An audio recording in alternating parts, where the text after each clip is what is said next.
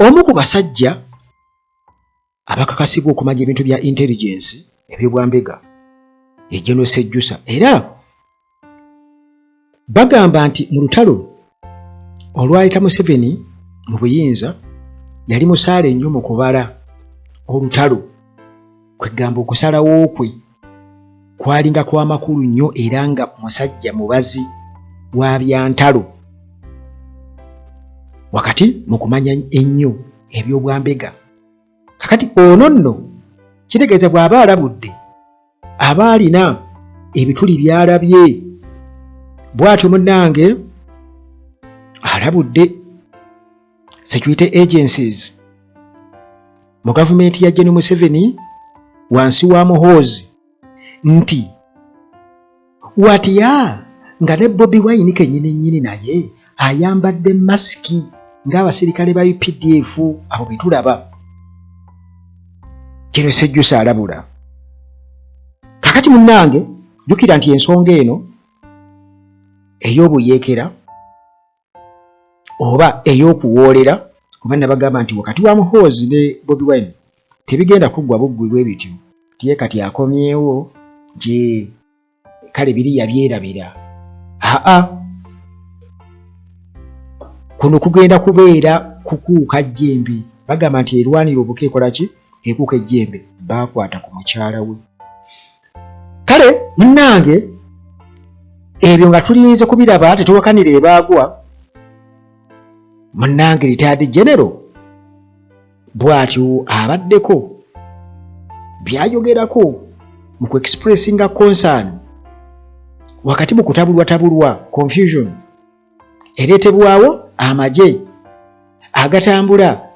nga gali mu mmotoka eziri nambalesi ezitalina nnamba. Kati bw'atyo n'abategeeza n'abagamba nti muganda wange okwebuzaabuza mu ngeri efaanaganako bw'etyo nga teri muntu ayinza kutegeera oba muli ba UPDF oba temuli, kisobola munnange okuleetera abantu abamu okukozesa advantage, kubanga ekyo kya bujega nnyo okukikola. Ono nno nga bwe nkutegeezezza nti ebintu bino abitegeera era nga former coordinator of intelligence services General Retired David Sejjusa bw'atyo munnange amaze okubeera nga ayimusa ensonga ye nga yeebuuza ku basajja be tulaba abambala zi masiki abeebikiridde emitwe era nga bano babeera bakulaga nti ba security operatives nga era balawuna streets z'omu Kampala. Kakati ono retired general nga agamba nti abasajja bano engeri gye bakwasaganyamu ebintu byabwe batambulira mu mmotoka ezitana number plate era beebikiridde emitwe bambadde obukookolo, nti okubulwa transparency mu ngeri ng'eyo kiyinza okuleeterawo omuntu omulala alina okukozesa advantage eyo ne yeekweka mu ngeri efaanaganako bwetyo nga mutambula naye naye nga temumanyi. Kakati obubaka byatadde ku mukutu social media post gye yataddeyo Sejjusa annyonnyola agamba nti ye kennyini alina personal experience nti gye buvuddeko yali avuga mu kibuga mu makkati mu mugotteko omungi ku streets z'omu Kampala mbu n'ayimirizibwa gurupu ey'aba security personnel era ng'agamba nti bano tebaali nawo formal identification, kwegamba nga bw'onoga nti alina erinnya ku uniform osobola okutegeera nti ono wa UPDF oba si wa UPDF, nedda nga tebiriiko. Kati okusinziira ku General Sejjusa agamba nti okusinziira ku mmotoka ye mbu yali yakuna mu ezo ze baali baceekinga era nti abasajja abaali baziyimiriza baali basatu nga bonna bambadde obukookolo bakutte emmundu eza submachine gun SMG naye nga bambadde mask ate nga tebalina name tags, tebalinaako mannya kubanga baakoowa ndowooza nti twalabye erinnya mu kibi tukulabye naye nga teweerabira nti aba maintenance palace bano balina solar systems zonna gwe ze wali badde weetaaga mu bulamu bwo, balina ebyamazzi n'ebyamasannyalaze byonna ate balina ne ttiimu ez'abakugu esobola okuyambako ku restoringa be ba maintenance palace. Ate nga ne Hillside View Apartments, zino apartments njoyoote bulungi zisangibwa waliko Entebbe Road. Bw'otuuka e Namulanda ekitende oba e Kajjansi buuza ejjani ku kyaki gy'ogenda okusanga Hillside View Apartments omuli buli kimu. Dokita waali ku ndwadde ez'enjawulo era gwe munnange tofaana birwadde. Ennamba yange esembyayo 73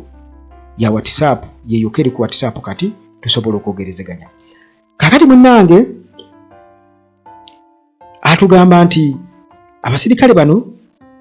nti balina abasajja ate abalala abaali babaliko bali 3 bali mu uniform z'amagye bambadde obukookolo tebalinaako name tags amanya tegaaliko ku uniform ate nga bawerekeddwako abalala 3 bo bali mu ngoye z'abantu ba bulijjo ba civilian era nga nabo beebikkiridde obukookolo. Kati Sejjusa bw'ati agamba nti newankubadde omu ku bo bano abali abambadde engoye z'aba civilians naye yalina emmundu eya SMG, omulala yali akutte kaggo omuggozi n'enkoni era nga bonna n'emmotoka ze balina teziriko number plate. Kati Jano Sejjusa atutegeeza atugamba nti bano abaali beebikkiridde obukookolo nga bambadde uniform okutali mannya bwe batyo tetumanyi kyababagula, tamanyi kyababagula, agenda okulaba bwe batyo badduka bayingira emmotoka etaliko number plate. Era agamba nti emmotoka ze bayingira 2 zombi ne zivaawo ku speed eyayirira. Kati bano abalala aba intelligence abatambadde uniform be baasigala awo nga balinga kugamba abasobeddwa kiki ekyekuzzaako. Kati uyinza okwesanga nga munnange waliwo lack of accountability and clear command structure okusinziira ku analysis ye gy'akola nti singa wabawo ekigwawo oyinza okubulwa gw'ovunaana ate nga ne command nayo kitegeeza nti eri yegeyege. Kati Jano Sejjusa era agamba nti kakati public oba ba security officers abalala bayinza kutegeera batya operatives bano nti ddala batuufu kubanga abantu basobola okubakwata ne babakuba bagaba bano babbi nti UPDF muhozi nkyagenda kuvaayo aweze biki. Kale yagamba nti tasobola kutegeera nti baba UPDF era nga buno bulabe obw'amaanyi eri ebitongole ebyali badde bikuuma ddembe nti n'obubonero obwali badde bubiraga nti nno bano tusobola obba identifyinga bwe bati ne bwe tuti tebuliiwo. Naye nze kimanyi bakikola nti bamanyi bayinza okutta abantu oba okukola ebikolobero oba okukwata abantu nga tosobola kugamba nti ono oba oli. Kwa Museveni ajja kugamba nti bwe mubalaba mubanootinge mubatubuulire. Kakati munnange bw'atyo Sejjusa nti environment eno b'embeera eno alaba nti mu kwebuzaabuza bano kiyinza okuvaamu ekintu ekinene ennyo naddala mu byobufuzi wano e Uganda singa naddala pulezidenti w'ekibiina ki National Unity Platform Robert Kyagulanyi Ssentamu agezaako okutunulira embeeyo n'agyetegereza bulungi n'agikozesa. Era agamba nti watya nga abasajja abo abaali bambadde obukookolo ne bubweni yali kwali kubanga ye yabagamba nti muyeekera ali mu mateeka, muyeekera ali mu mateeka. Kakati munnange bubweni yabitutegeeza Desemba omwaka oguwedde nti ye muyeekera ali mu mateeka yadde nga poliisi n'amagye batuga nti bamunoonya naye Muhoozi yakakasa nti ali mu kunoonya era abasajja be banoonya nju ku nju. Naye nga kino Sejjusa okukisiinyaako bwe tolowooza nti nno akisiinyaako busiinyi kubanga alaba already oli ruutu gy'akutte ya buyeekera omujjuvu era bo nga abatunuulira eby'entalo nga bwe byali bibaddewo alabira ddala nga mu butuufu embeera eriwo ey'obunkenke ne bambega abatambula nga tebaliiko ne tags tusobola kutegeera nti oba bano ba security operatives oba nedda waliwo abali mu ngoye eza bulijjo akyuka bakutte emmundu agamba nti eyo embeera ekulaga bulazi ki ekigenda mu maaso kyabadde agezaako okuyisaawo nti embeera ekulaga bulazi nti ebintu muganda wange byatabuka dda nabo bennyini tebakyasobola kwesigaŋŋana kyobulaba nga bamaguka bumagusi ne bayingira emmotoka ne bavuga ne bagenda banoonya Kyagulanyi tebamanyi gyali nabo bennyini tebamanyi we bali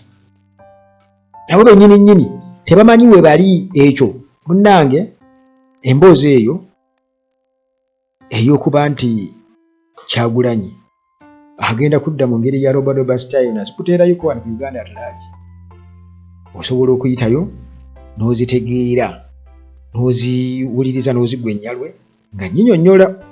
embeera eyinza okugwawo era already kubanga wano babanja abantu bamanyi okugamba Buganda atisiza abaana b'abeeti kati baliyo makomera talina yadde ne gwayambye muganda wange akimanyi bulungi nnyo nti legal means ziyinza obutakola yadde ye president omulonde ali mu mateeka kiba kitegeeza nti alina kujja nga constitution bwegamba n'aclaiminga obuwanguzi bwe n'obwa bannayuganda n'okukuuma constitution kiba kitegeeza ki kitegeeza bugigi kyekitegeeza gwe wola otudde okola ki omubanja oyimiridde kakati Bobi Wine ayimiridde